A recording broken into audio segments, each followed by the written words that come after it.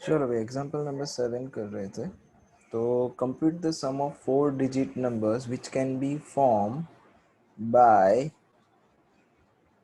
4 digits 1, 3, 5 and 7.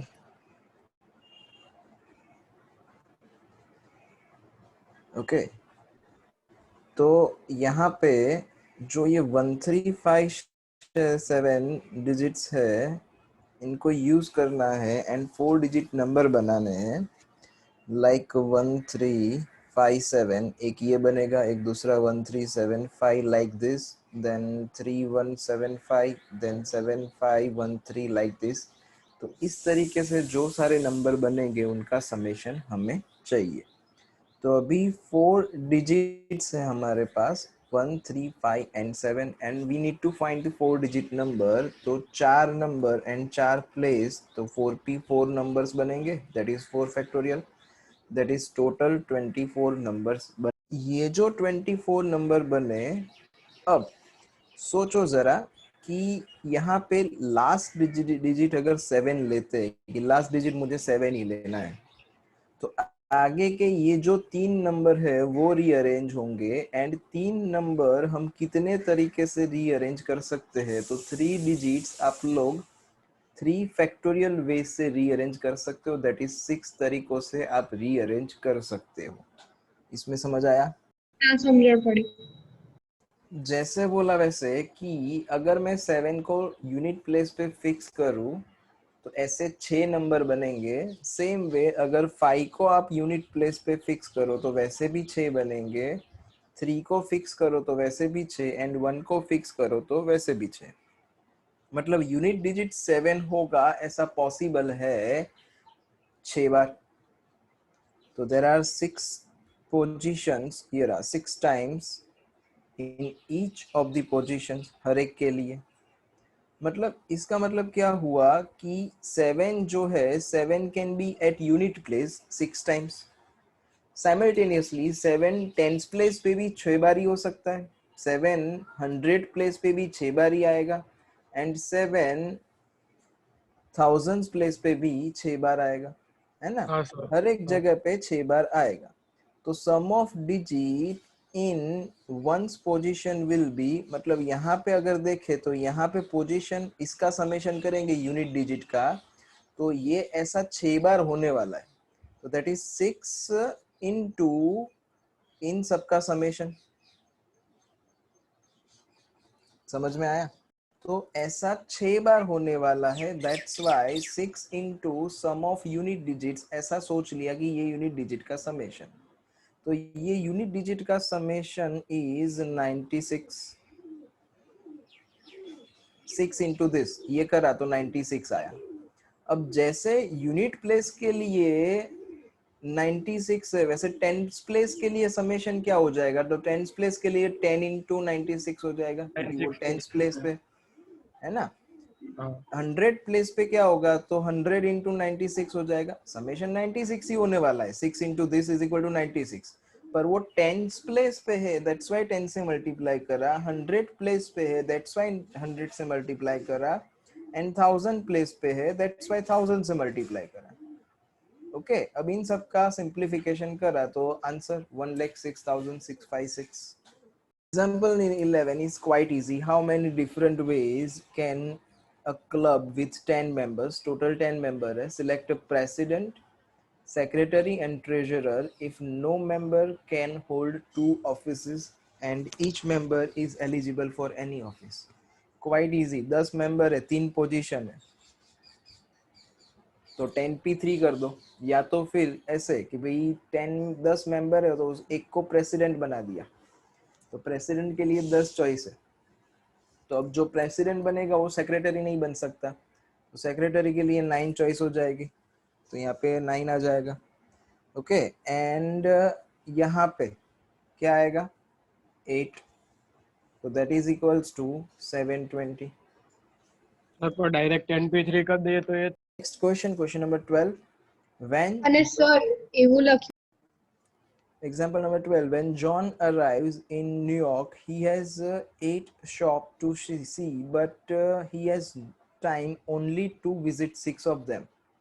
Oh, 8 માંથી 6 visit કરશે તો in how many different ways can arrange the schedule in New York?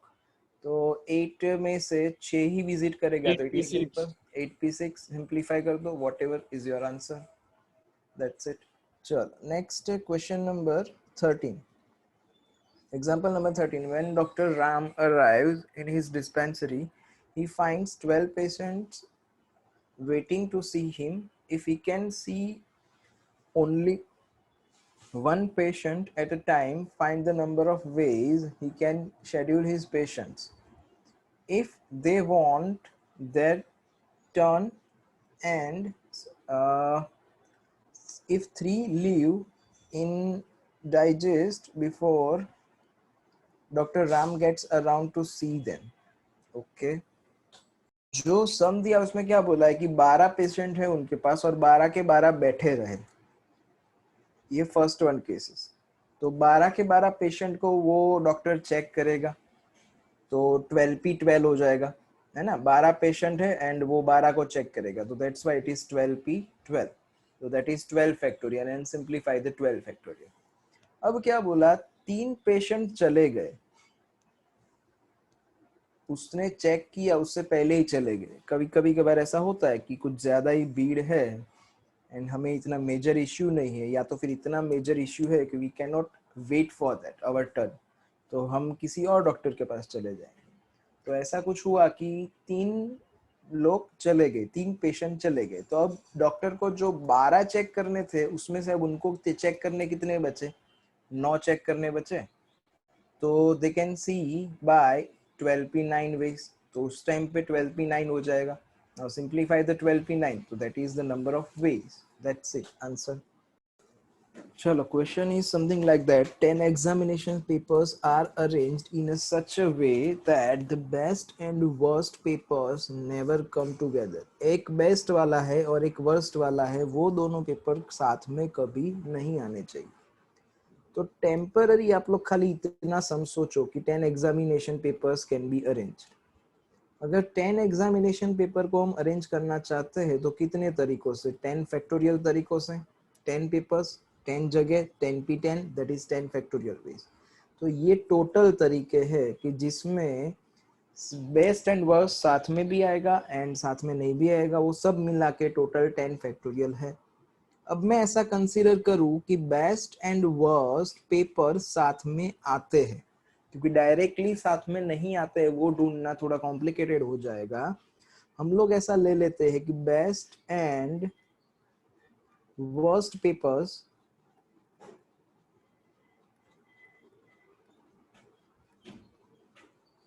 Are together.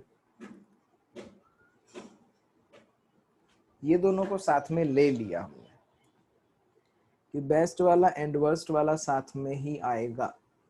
अब देखो मेरे पास टोटल 10 पेपर्स है, मैं नंबरिंग कर देता हूँ for the conveniences. 1 2 3 4 5 6 7 8 9 and 10।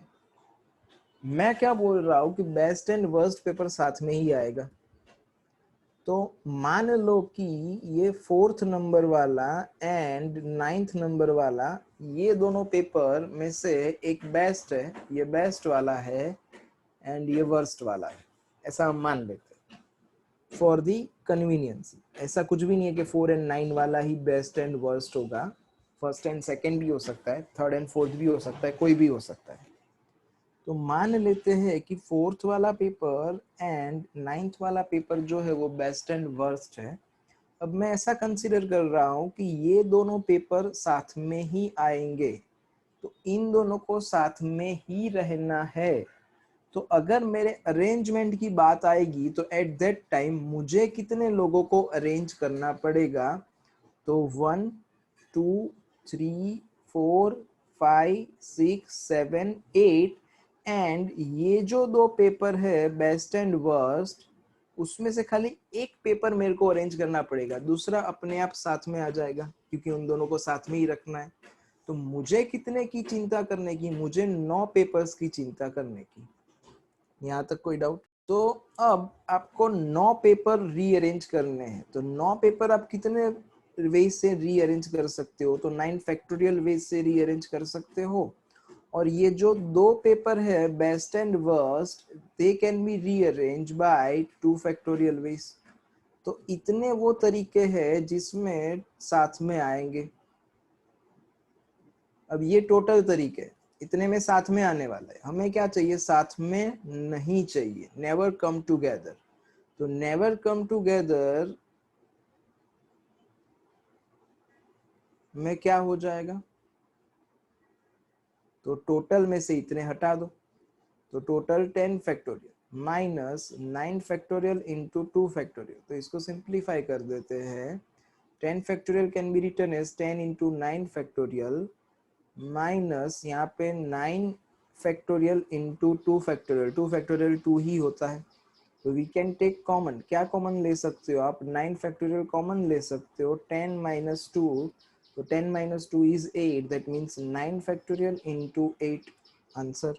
8th question, the number of 4-digit number greater than 5000 can be formed out of the digits 3, 4, 5, 6 and 7.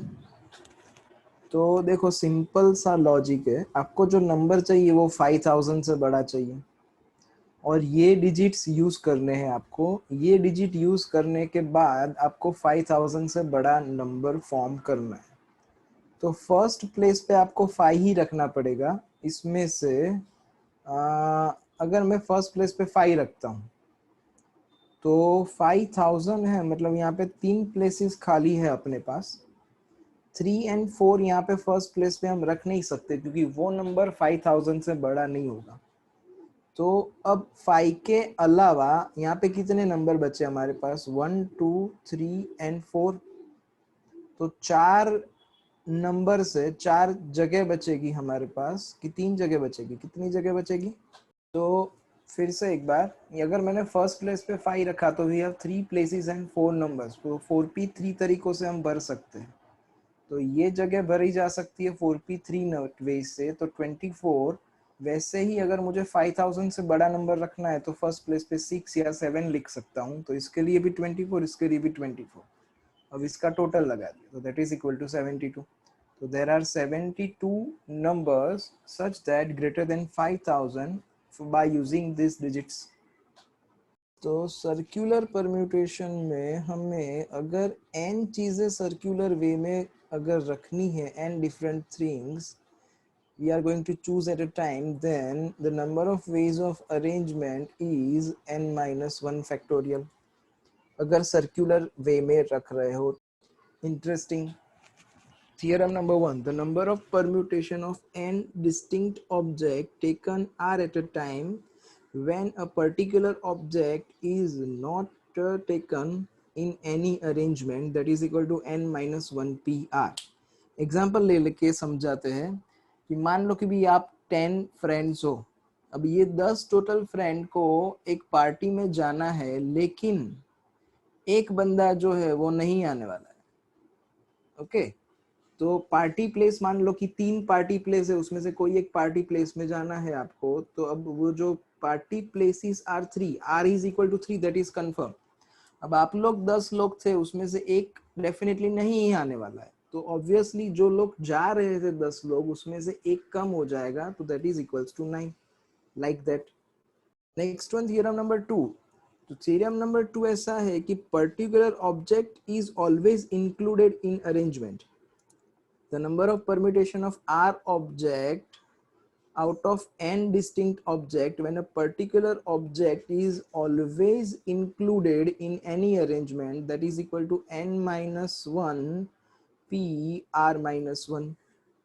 तो इसका मतलब क्या हुआ कि मान लो कि 8 लोगों को, सेम एग्जांपल ले रहे कि 8 लोगों को पार्टी में जाना है। अब हम ऐसा बोले कि जो कथन है, कथन x जगह पे जाने ही वाला है, तो उसका फिक्स हो गया कि वो वहां जाएगा ही। तो वहां पे अब हमारा सिलेक्शन कम हो जाएगा, हमें जो सिलेक्शन करना था उसमें से एक जगह कम हो जाएगी और हमारे पास जो टोटल लोग थे उसमें से भी एक कम हो जाएगा। और एक एग्जांपल डिस्कस करते हैं जिससे ज्यादा क्लेरिफाई हो। ये 3 डिजिट नंबर, ओके, अब हम ऐसा बोले कि हमारे पास 3 डिजिट जो नंबर है उसमें यहाँ पे हमारे पास 1 to 5 ये डिजिट है, 1 2 3 4 5 ये सारे डिजिट है, इसमें से हमें 3 डिजिट नंबर बनाना है। अब मान लो कि मुझे यूनिट प्लेस पे 5 रखना ही है, यूनिट प्लेस पे 5 आना ही चाहिए।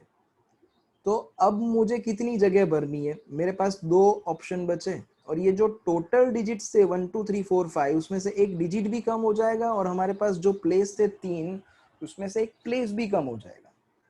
तो हमारे पास अब बचे 5 में से 4 डिजिट, एक हो गया कम और यहाँ पे 3 जगह थे उसमें से 2 जगह हो गई, एक जगह हो गई कम।